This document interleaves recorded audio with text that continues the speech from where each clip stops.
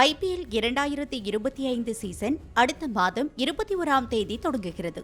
21ஆம் தேதி தொடங்கும் என ஏற்கனவே அறிவிக்கப்பட்டுள்ள நிலையில் தொடருக்கான முழு அட்டவணை இன்னும் வெளியாகவில்லை. தற்போது IPL போட்டிகள் நடைபெறும் பல மைதானங்களில் ரஞ்சி டிராபி கிரிக்கெட் தொடர் நடைபெற்று வருகிறது. இந்த நிலையில் மாநில கிரிக்கெட் சங்கங்களுக்கு BCCI ஒரு வழிகாட்டு நெறிமுறைகளை வழங்கியுள்ளது. அது குறித்து இந்த தொகுப்பில் விரிவாக பார்க்கலாம்.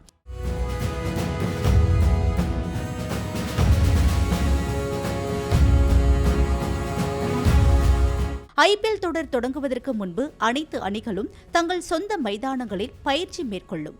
IPL கிரிக்கெட்டில் 10 அணிகள் பங்கேற்கின்றன.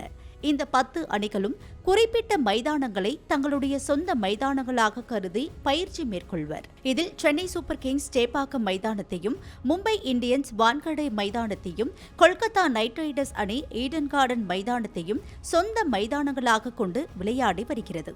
இந்த நிலையில் மாநில கிரிக்கெட் சங்கங்களுக்கு BCCI ஒரு வழிகாட்டி நெறிமுறைகளை வழங்கியுள்ளது.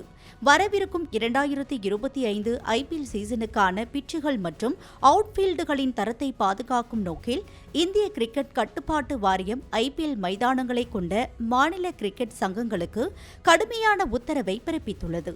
போட்டி தொடங்குவதற்கு முன்பு அதிகாரப்பூர்வ போட்டிகளை தவிர வேறு நோக்கங்களுக்காக எந்த உரிமையாளர்களும் அவுட்ஃபீல்டை பயன்படுத்தக்கூடாது என்றும், லெஜண்ட் லீக் கிரிக்கெட், தனியார் பிரபல போட்டிகள் மற்றும் உள்ளூர் கிரிக்கெட் போன்ற பிற நிகழ்வுகளுக்கும் தடை விதித்து BCCI கடிதம் எழுதியுள்ளது.